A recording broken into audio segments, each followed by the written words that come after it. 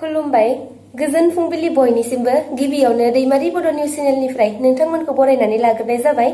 दिनै आं गोदान भिडिअ लानानै फैलायबाय। मिजिंथियो नोंथांमोना आंनि भिडिअखौ जोबजासिम नायलांगोन। मैया किसान आन्दोलननि एबा आबादारिफोरा सोमावसारनायनि थामथि सानावबो रैखाथि बिफान आरो आबादारिफोरनि गेजेराव गोबां दावराव-दावसि हिंसायारि जाथायफोरा सोमजियो। आबादारिफोरा दिल्ली चलो आन्दोलन लानानै राजथावनि दिल्लीसिम दावबायनो लानायखौ रैखाथि बिफाना गोबां लेयारनि बेरेकेटिं खालामनानै आबादारिफोरखौ दिल्लीयाव हाबनायखौ होबथादों, जायनि थाखाय दिल्ली फारसे थांनाय हारियाना आरो पान्जाब रायजोनि सिमायाव थानाय चाम्बुल बर्डाराव गोबां रोजा रोजा आबादारिफोरा गोख्रों सोमावसारदों आरो दिल्लीयाव हाबनो थाखाय नाजागासिनो दं। दा दिल्लीयाव हाबनो हायैनि थाखाय पान्जाबाव रोजा रोजा आबादारिफोरा रेल रोको आन्दोलन सुरु खालामदों, जायनि थाखाय गोबां रेलगारिफोरा नांथानानै थाबथानो गोनां जादों आरो गोबांखौनो केन्सेल खालामनो गोनां जादों। आबादारिफोरनि बेबादि गोख्रों सोमावसारनाय थासारिखौ नुनानैबो मदि सोरखारा जेबो राहा लायाखै। एखनब्ला आबादारिफोरनि सोमावसारनायखौ थेर-बेथेर खालामनो थाखाय गोबां रौनियाफोर दैथायहरनानै आरो टियार गेस बायदि गावनानै फोजोबस्रांनोसो नाजादों होननानै मिथिना मोन्दों। बेनिखायनो गावनि मोन्थाइखौ नागिरनानै सोमावसारनाय आबादारिफोरा दिनै भारत बन्द थागोन होननानै फोसावना होदों। दिनै फुंनि 6 रिंगानिफ्राय मोनाबिलिनि 4 रिंगासिम भारत बन्द फोसावनानै होदों। आबादारि बिथांमोननि गोख्रों सोमावसारनायखौ नुनानै मिरु सोरखारा पान्जाब आरो हारियानायाव 16 फेब्रुवारि खालारसिम थामहिनबा दिनैसिम इन्टारनेट सेवाखौ बन्द खालामनानै होनाय जादों आरो माब्लासिम बन्द लाखिनाय जागोन बेनि जेबो खौरां मोननाय जाथ'वाखै। दिनै भारत बन्द, नाथाय आसामाव बन्द थागोन ना थाया सम फैब्लासो मोनथिना मोनसिगोन। थांनाय 14 फेब्रुवारि सरस्वती फुजा सानखालि थाखो 7आव फरायनाय मधुस्मिता बैष्णव आरो बन्दिता भुमि मुंनि सानै फरायसुलिया गुवाहाटी नोगोरमानि नुनमाटियाव सरस्वती फुजाखौ फालिनो थाखाय गावनि फरायसालिसिम थांदोंमोन। नाथाय बिसोर सानैबो न'फारसे फैफिनाखैमोन, जायखौ लानानै नखरनि सोद्रोमाफोरा गिखांनाय मोननानै मोनसे गोमानायनि पुलिसनिसिम एजाहारबो होनाय जादोंमोन। नखरनि सोद्रोमाफोर आरो पुलिस बिफाना गोबां नागिरनायनि उनाव मैया मोनाबिलियाव गोमानाय बिसोर सानै फरायसुलिखौ नागिरनानै नलबारि जिल्लानि टिहुनिफ्राय मोननो हायो। मोनथिनो मोननाय बादिब्ला माधव दास आरो बिनि लोगो अरुण दास मुंनि सानै सुबुङा बिसोरखौ लांखारनायनि दैयाव पुलिसजों हमजादों। मानोना माधव दास मुंनि सासे सेंग्राजों मधुस्मिता बैष्णवआ जानबुंनि दारै मोजां मोनज्लायदोंमोन, जायनि थाखाय बुधबारखालि माधव दासनि लोगो अरुण दासआ बिसोर सानै उन्दै हिनजावसा गथ'खौ लानानै थांदोंमोन गावनिनो नखरनि सोमोन्दो जानाय जुनमुनि रामसियारिनि नखरसिम। दा पुलिसआ माधव दास आरो अरुण दासखौ एरेस्ट खालामबाय होननानै मिन्थिना मोन्दों। सोनाब बेंगलनि गिबि मन्थ्रि ममता बेनार्जीनि सायाव थांनाय समफोरनिफ्रायनो माखासे गिदिर गिदिर दाय साजायना अजद जाबसिनबोनाय जादों मिरु सोरखारनि दारै। बे खेबाव आरोबाव मोनसे अजद जाबसिननाय जादों गिबि मन्थ्रि ममता बेनार्जीनि सायाव। बिथांनि सायाव अजद होनाय बादिब्ला ममता बेनार्जीनि सोनाब बेंगल रायजोआव जोबथेसालियाव जोबनानै दोनजानाय सा 196 आइजोफोरा जोबथेसालि सिङावनो प्रेगनेन्ट जादों एबा गोरबोआव गथ' थानाय जादों आरो गथ' जोनोम होदों। आइजोफोरनि जोबथेसालि सिङाव रावबो हौवा मानसिफोरा हाबनो थाखाय पारमिसन मोनाब्लाबो माबोरै सा 196 आइजोफोरा प्रेगनेन्ट जानानै गथ' जोनोम होनो हाखो होननानै माखासे अजद होनाय जादोंमोन, जायखौ लानानै ममता बेनार्जी बिथांनि उकिलआ सुप्रिम कर्टआव मोनसे रिपर्ट गथायो। रिपर्टनि बादिब्ला सा 196 आइजोफोरा जोबथेसालि सिङाव गथ' जोनोम होनाय बाथ्राया थार, नाथाय गथ' जोनोम होनायनि गुबै जाहोना जादों जाय आइजोफोरा जोबथेसालिनि साजा मोनदों बिसोर जानो हागौ जोबथेसालिनि साजा मोननायनि सिगांनो गोरबोआव गथ' दंखायोमोन, नङाब्ला पेरेल लानानै न' फारसे थांनाय समाव प्रेगनेन्ट जादों होननानै फोरमायथिदों। नाथाय सोरनि बाथ्राया सैथो बेनि सायाव सुप्रिम कर्टआ नायबिजिरगासिनो दङ।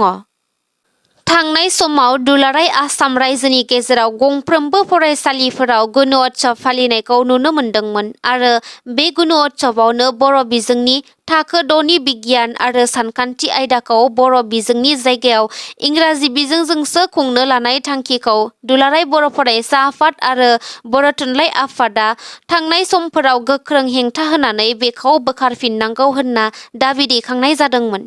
दा बेखौ नोजोर होनानैनो दिनै बेलासिनि 3 रिंगायाव आसाम सर्व शिक्षा अभियाना बे आयदानि सायावनो गौहाटियाव गोनांथारै सावरायनो थांखिजों बर'नि मोननै माहारियारि आफाद दुलाराय बर' फरायसा आफाद आरो बर' थुनलाइ आफादनो मोनसे गोनांथार नटिस दैथायहरदों आसाम सर्व शिक्षा अभियाना। डक्टर ओम प्रकाशआ नटिसखौ दैथायहरनाय बादियैब्ला दिनै बेलासिनि 3 बाजियाव बर' बिजोंनि थाखो 6नि बिगियान आरो सानखान्थि आयदाखौ इंराजिनि जायगायाव बर' बिजोंजों फिन आरोबाव गुणोत्सबखौ खुंफिननांगौनि थांखिजों सावरायनाय जागोन होनना फोरमायथि हरदों आरो बे सावरायनाय हाबाफारियाव बर'नि मोननै आफाद बर' थुनलाइ आफाद आरो दुलाराय बर' फरायसा आफादनि दैदेनगिरि बिथांमोनखौ बाहागो लानो थाखाय खावलायदों। आसाम सोरखार हाय हाय अजन्ता नियग मुर्दाबाद बिटिसि सोरखार गो बेक जोंनो मान बान्थानि सोलाय दान बान्था होनांगौ बायदि स्लगान होनानै अख्रां गोमसारहोदों अंगनबादि मावथि बिथांमोना। गसाइगाव महकुमानि कुसुगाव ICDS मावखुलिनि लांगोनायाव अंगनबादि मावथि बिथांमोना धर्नानि हाबाफारि लादों। बिथांमोननि धर्ना होनायनि थांखियानो जादों मोननो गोनां मान बान्थाखौ दाबि खालामनानै धर्ना होदों अंगनबादि मावथि बिथांमोनहा। अंगनबादि मिरुखौ नागारनानै मैया फुंनि 11 रिंगानिफ्राय अंगनबादिनि रोजा रोजा मावथिफोरा धर्नानि हाबाफारियाव बाहागो लानायखौ नुनो मोन्दों।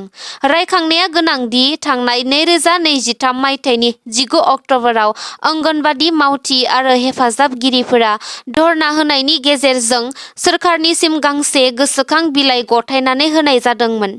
बिनि लेखायैनो उनाव बिथांमोननि दाबिफोरखौ बिफाननिफ्राय मावफुंना होनायनि खोथाबो होदोंमोन। नाथाय दानि सोरखार खुंथाय बिफाना दासिमबो मावफुंनानै होआखै। बिनि थाखायनो दिनै फिन धर्नानि हाबाफारि लाफिननाय जादों होनना खौरां बिजोङाव फोरमायथिदों बिथांमोनहा। चिराङाव इउपिपिएल दोलोनि गेदेर जयनिं हाबाफारि दैबाना बोहैनाय बायदि लोब लोब रायजो राजाफोरा इउपिपिएल दोलोखौ मोजां मोननानै हेफाजाब होनो थाखाय आवगायबोदों। बिपिएफ दोलोनिफ्रायबो आरो गुबुन गुबुन दोलोनिफ्रायबो 2000 सुबुंनिख्रुइबो बांसिन सुबुंफोरा इउपिपिएलआव जइन जाफैदों। मैया 13 नं चिरां ब्लक इउपिपिएलनि बानजायनायाव बामोनगावनि गेलेग्रा फोथाराव इउपिपिएल राजखान्थि दोलोनि मोनसे गेदेर जयनिं हाबाफारि लानाय जादोंमोन। बिटिआरनि गाहाय मावफुं सोद्रोमा आरो इउपिपिएलनि आफादगिरि प्रमद बर' बिथांमोननि नुजाथिनायाव बिपिएफजों लोगोसे गुबुन गुबुन राजखान्थि दोलोनिफ्राय गोबां रायजो राजाफोरा जइन जाफैदों। बे हाबाफारियावनो बाहागो लानानै बिटिसिनि गाहाय प्रमद बर' बिथाङा हाग्रामा महिलारी बिथांखौ गोख्रों रावजों सोंखारियो दि हाग्रामा महिलारीनि 17 बोसोर खुंथाय समाव दैजिं फेस्टिभेल खुंनानै जुवा गेलेनाय, बेदर आरो जौ जानाय लोंनायनि मोनसे गाज्रि थासारिया सोमजिदोंमोन। नाथाय इउपिपिएल दोलोआ सोरखाराव फैनायनि उनावनो नलेज फेस्टिभेल खुंदों, सुपार 50नि बिथांखि लादों आरो सा 40 फरायसाफोरा सुपार 50नि दारै कचिं खालामना APSC आनजाद उथ्रिसारनो हादों होननानै बुंनायजों लोगोसे माखासे बेसेन गोसा खोथाफोर बुङो बिथाङा। बे हाबाफारियावनो आरोबाव बिटिसिनि हा आरो हाग्रा बिफाननि EM रन्जित बसुमतारी बिथाङाबो हाग्रामा महिलारीया जाम्बा जाम्थाब्लाबो 17 बोसोर बिटिसिखौ खुंबोदोंमोन आरो दा बिथाङा गोहोआव गैयाब्लाबो मोजाङै मोजां रायजो जालांथों, गावनि फिसा फिसौखौ मोजाङै फेदेरलांनानै गेदेर मानसि खालामनो हाथों होननानै बुङो बिथाङा। थांनाय 15 फेब्रुवारि एबा मैयानि साना बर'नि माहारियारि सिनस्रि आफाद दुलाराय बर' फरायसा आफादनि गोथार गायसनथाइ सानमोन। बर' हारिनि रैखाथि थामोनथा, उदांस्रि आरो हारिनि जेंनाखौ बोस्रांनायनि थांखिजों थांनाय 1967 इं मायथाइनि 15 फेब्रुवारियाव दुलाराय बर' फरायसा आफादा जोनोम मोनदोंमोन। सिगां बोसोरफोराव फालिबोनाय बादिनो देग्लायबो एबसुनि 57थि जोनोम सानखौ मिरु आफादा बाक्सा जिल्लानि सालबारि फरायसालिमानि गेलेग्रा फोथाराव गाजा गोमजायै फालिनाय जायो। फोरमायथिनाय जायोदि दुलाराय बर' फरायसा आफादनि जोनोम जानाया 15 फेब्रुवारि 2024 इं अक्ट'खालि 57 बोसोर आबुं जाबाय। बिनि लेखायैनो एबसुनि 57थि बोसोर आबुङै दावबायनाय जारिमिनारि गायसननाय सानखौ ओंथि गोनां खालामनो थाखाय सानसेनि मेहेरगोनां हाबाफारिजों बाक्सा जिल्लानि सालबारि फरायसालिमानि गेलेग्रा फोथाराव गाजा गोमजायै खुंफुंनाय जायो। एबसुनि 57थि गायसननाय हाबाफारि बादियै फुंबिलिनि समाव आर'ज आफादनि फिरफिलाखौ बिरहोयो दुलाराय बर' फरायसा आफादनि आफादगिरि दिपिन बर' बिथाङा। बड'लेण्ड मुंख्लं आरो रुंसारिफोरनिसिम बिबार बावजेननाय महरै बाहागो लादों एबसुनि बोसोनगिरि खुंख्रा स्वर्गियारि बिथाङा। बेनि उनाव बड'फानि बिबार बावनाय हाबाफारियाव बावजेनगिरि महरै बाहागो लादों आसामनि केबिनेट मन्त्रि उरखावगोरा ब्रह्म बिथाङा। बिथांमोनजों लोगोसे गोबां मेलेमजिबि सोद्रोमा बिथांमोनहाबो बाहागो लानानै गाजा गोमजायै हाबाफारिखौ जाफुंसार होनायखौ नुनो मोन्दों। बड'लेण्ड स्पर्टस मिट 0.2आ मैयानिफ्राय क'क्राझार साइ स्टेडियामाव खुंफुंजाबाय। बे हाबाफारियाव बिटिआरनि चिफ प्रमद बर' बिथाङा बाहागो लानानै बेखेवनानै होदों। बिटिसिनि स्पर्टस एन्ड इयुथ वेलफेयार डिपार्टमेन्टनि बानजायनायाव फुटबल, काबादि, आर्चारि, भलिबलजों लोगोसे बर'फोरनि गुबुन गुबुन दोरोङारि गेलेनायखौ लानानै सानथामनि हाबाफारिजों मैयानिफ्राय क'क्राझाराव बड'लेण्ड स्पर्टस मिट 0.2आ जागायबाय। मख'जाथावदि बड'लेण्ड स्पर्टस मिट 0.2नि गुबुन बायदि बायदि गेलेनायजों लोगोसे देहायारि लोरबां सुबुंफोरनि थाखायबो गेलेनायनि राहा खालामनाय जादों।